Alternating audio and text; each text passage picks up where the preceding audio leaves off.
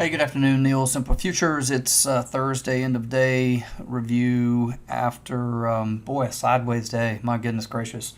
We were together last 24 hours ago and looking into today, noting that the high for the week was yesterday on a Wednesday, not interested in chasing that. It didn't really work either way, long or short today, to be honest with you. Line in the sand at 15.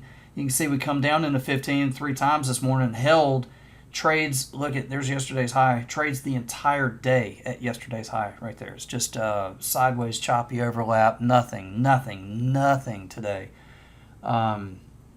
Really.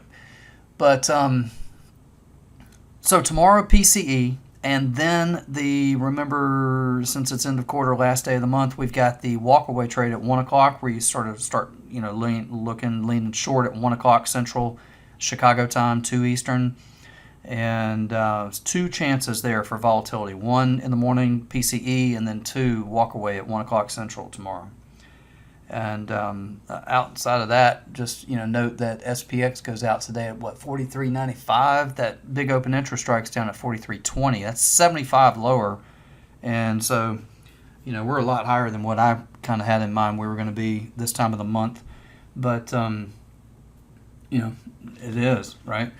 So got a nice long weekend coming up. If you choose to, if you feel like if you deserve a day off, tomorrow would be a good day to do that, because at the expense of maybe one day tomorrow, you get, Friday, Saturday, Sunday. Monday is a half day in the market. Nobody's going to be interested much in that.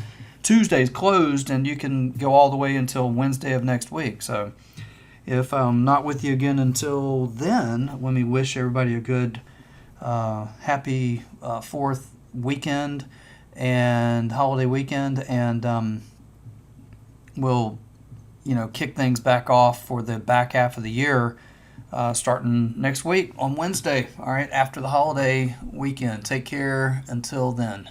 Without simpler trading, I could not have financial independence. This is one of the best investments I ever made in my life. It's helping me find consistency. It's one of the things that won me